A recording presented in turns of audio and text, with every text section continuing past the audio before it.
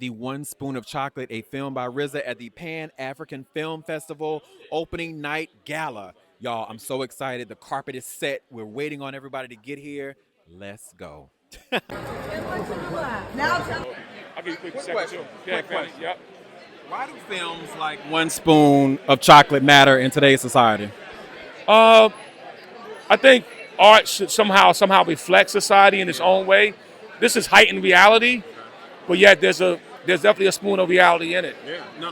Yeah. And producing, hello, how did this feel as far as being a part of this amazing project with you? I mean, come on, literally, I know this was amazing. Yeah, it was a blessing. It felt at home for me because we build together so much, and so to put it on paper and then see it on the screen, it's just the whole journey. Exactly. Look, and I thought I was the flyest one, but clearly they showed up today, right? You know, all of the things really quick, and I always normally ask people this at Power 97.5 LA and iHeart Radio. Look, who is that? Peebles in the building. Come on. You're like, I know that guy. It was interesting. We had Mario and we interviewed him and we talked about how his son has some amazing art that you brought in there. And then, of course, you gave him a space to actually be a part of this project. What do you want your legacy to be? I don't know if I can answer that, but I gave a lot of time to creativity, art, and inspiring. And, you know, hopefully I'm successful at that. Hopefully people have been inspired by me. Hopefully my art has made you think or moved you in some way or made your day better. Yeah, you know, so I'm still working. So ask me again. Ask me again when you next time I'm on the carpet, hit me again with it. You know what I mean? You guys have fun tonight. Thank you for you. Come over, Marley. I was saying you got your sons with you and all of the things. Hey guys.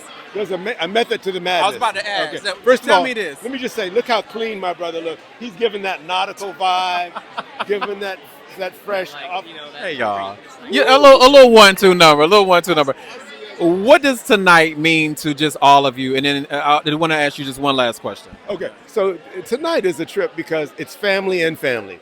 Obviously, we're family, an adopted family. Satoria Rhodes, Marley Van Peebles, Michaela Van Peebles, and RZA's part of our family. We've adopted him. He's just starting to realize that he's stuck with the Van Peebles family. He ain't going nowhere. Yeah, he ain't going nowhere. Bobby Diggs is stuck with the Van Peebles.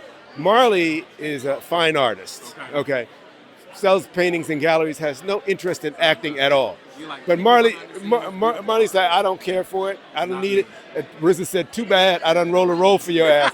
So Marley's in RZA's latest show, trying not to be. We all fighting to get in some shit, and Marley's just walking through the door. It's for me already. Yes. So Marley's in the show, and Michaela and I just finished a project together, and Satoria was, she can tell you what she's doing, but she was acting in one of RZA's shows, the Wu-Tang Clan show. So we're all here as family, but also enjoying and celebrating the Diggs family as well, because we dig the Diggs. The Van Peebles family digs the Diggs. Yeah. Really quick, because I know you got a lot of other people. Really, what do you want your legacy to be? Well, partly through them, but you know, my dad had said there was a film festival and they were interviewing my dad, and they said, Mr. Van Peebles, is there a common theme that runs throughout your work? And my dad said, yeah, niggas win. In front of the camera, behind the camera, we win, just like for years, y'all have been winning. So we want to make image, we know that image is important and that you can entertain, but you can also educate. So you can make edutainment. So that's our legacy. Have fun tonight, guys. You look, LA is in the building, y'all. I love it. Yes. So first and foremost, I just want to thank you for your heart. I want to thank you for your story. I want to thank you for all the things that you have done for Black women, for hip hop, and also just for yourself. Number one, when you think of just your entire legacy, what is something that stands out to you that you said, you know what, I did that? I just gave away a full ride to Columbia, Chicago College to a young girl, and to give her a full ride. Wow. Along with a $1,000 scholarship from the YoYo School of Hip Hop.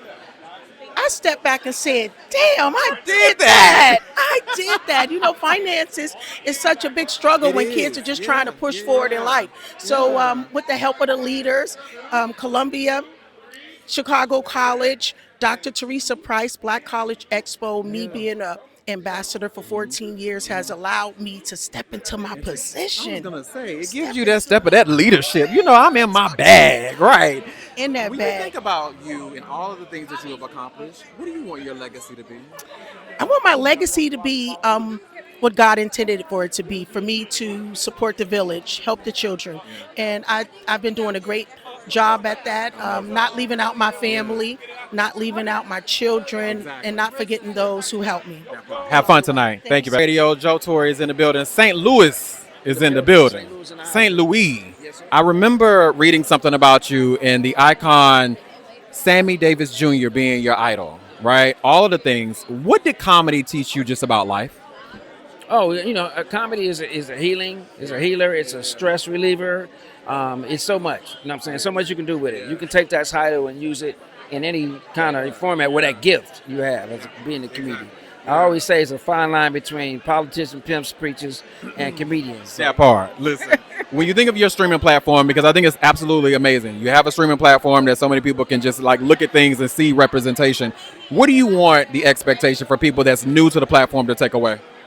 Take away that you're living in an era where you can do what you want, you can do what you say. The excuse is you.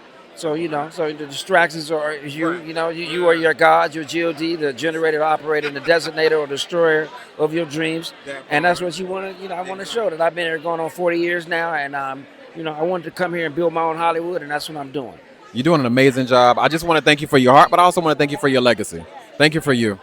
Have a good time tonight. Thank you. Thank you for you. Thank you. Big Les. Hi, beautiful.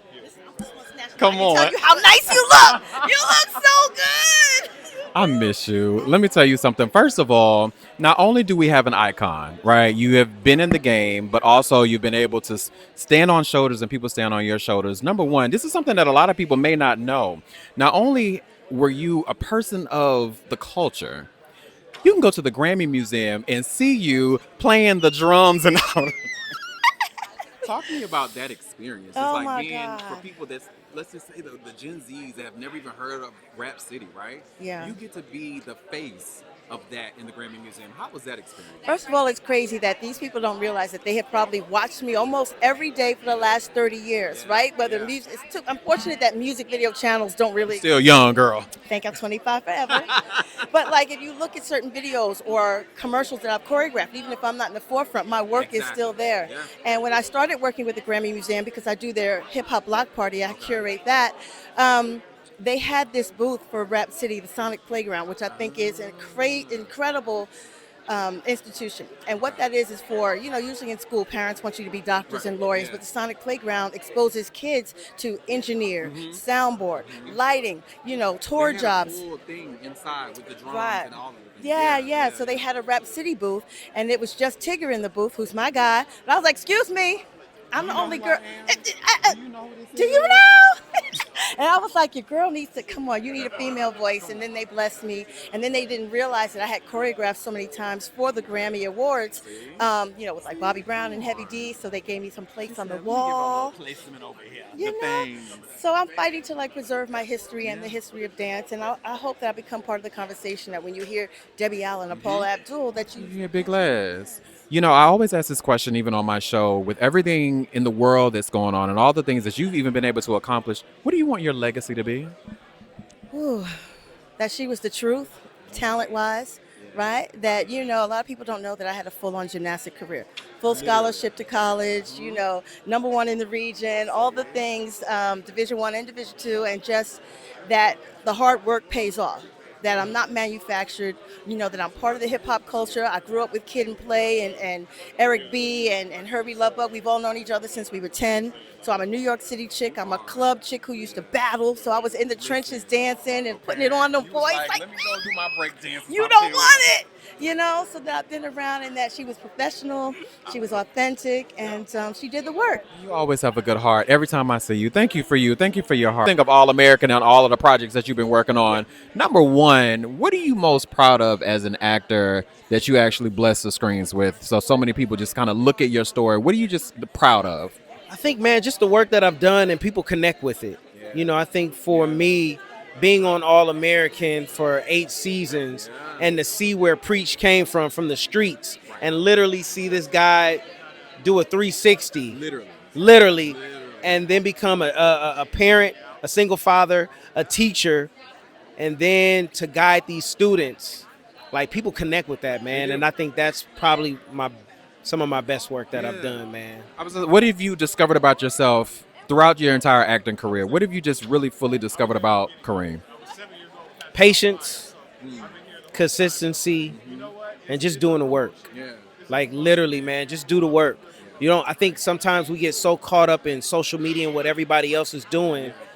You have to do the work and let the work speak for itself. Exactly. I don't need to go on and do all the things and be a gimmick, but just do the work and people will respect the work. Yeah. You know what I mean? We respect you, honestly. And as I always say, every time I even see you, even without me seeing you, I always say I'm so proud of you. So have a good time tonight. Listen, bro, honestly. First of all, I hope that you stand in front so they can see this ensemble that you have on. The brother, listen, come on, the brother just...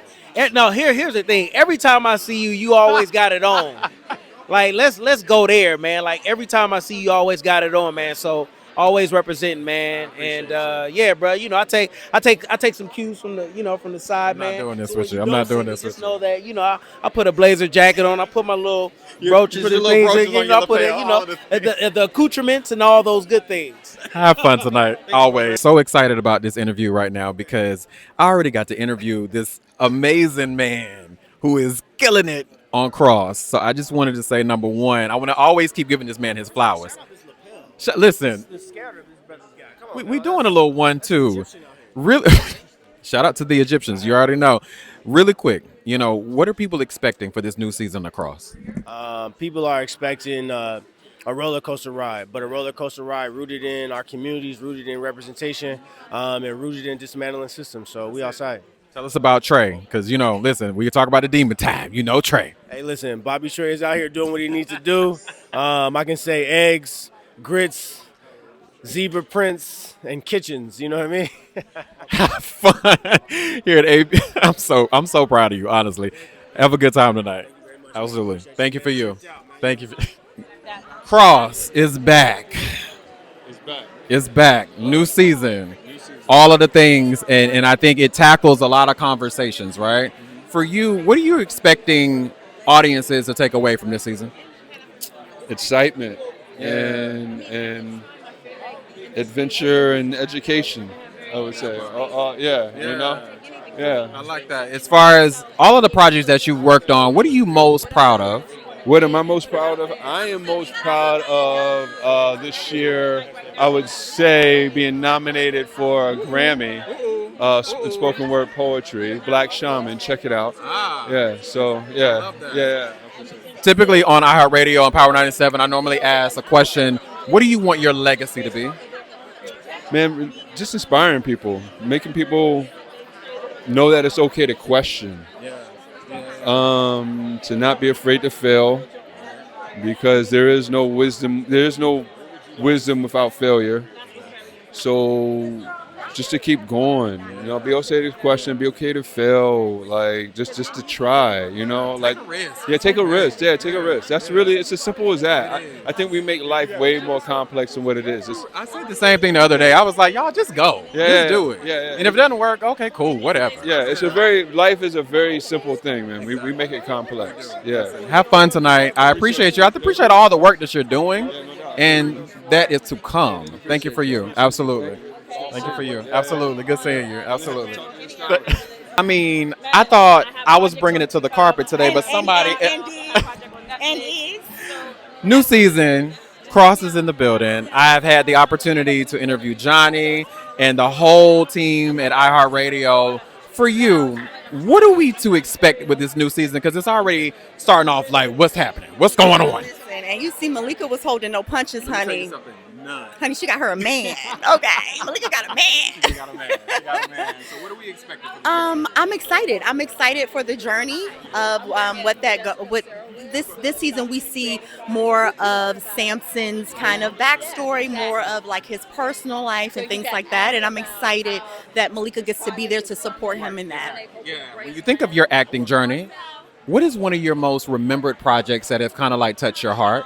So it's funny. I have to tell you a story about Cross, right? So I was an extra in Along Came a Spider with Morgan Freeman. Really? Cannot make it up. So there's literally a scene. Morgan Freeman answers the phone. He goes cross, and then Lil Ashley walks behind his head, and I'm like, that's me in the back with the green coat on. So for me to now be a part of this series, of this show, and it's such a full circle moment because I remember being an extra and wishing I had lines and wishing I could be. And that's what the people have to hear. Girl, and now she got lines. Why don't we just keep going? She got lines. She got lines. I typically ask this on my show, and I know, and I always feel like you even just started. You're just starting because you got so much more to go. What do you want your legacy to be? I want my legacy to be versatility. I want, no matter what role I play, that I'm able to touch someone's heart, that someone can resonate with whatever character it is. So I want that no matter what I do, that there's someone that looks up and says, this changed my life. I appreciate your heart. Thank you for you. Have a good time tonight. Have a good time tonight. Yeah, you know what? I appreciate all that you've done. Thank you for everything. Absolutely.